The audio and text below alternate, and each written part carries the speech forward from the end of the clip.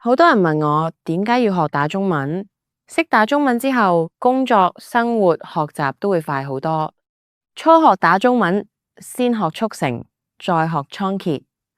速成最容易上手，倉頡最精準快速。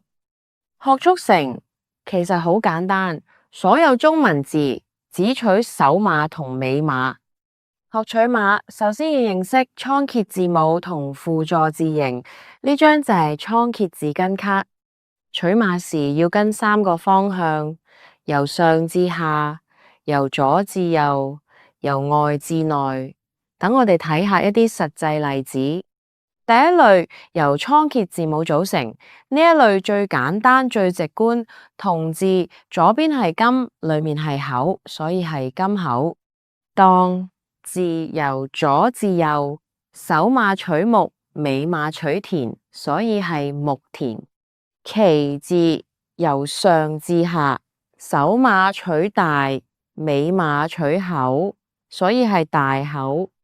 第二類由倉頡字母加輔助字形組成，呢類字會難少少，未必可以直接睇得出。記住要優先取完整輔助字形。去字上面取土，下面嗰部分係屬於歌嘅輔助字形，所以係土歌。欠字要睇完整嘅撇、橫、勾，呢個係工嘅輔助字形，下面再取人，所以係工人。燈字左邊取火，右下嘅點、撇、橫，屬於呀，所以係火呀。第三類係最複雜，主要係由輔助字形組成嘅字。經字左邊如，絲邊取女，右邊工字屬於一，所以係女一。角字左上取竹，右下樹彎勾取山，所以係竹山。器字上面取人，裏面個米字取下半部分嘅木，所以係人木。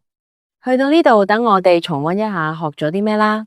第一，速成取首碼同尾碼。第二，取碼要跟3個方向。第三，要分清字母同輔助字形。想學好打字，就要多睇多練。記得喺影片下方內容連結下載高清版本倉頡字根卡。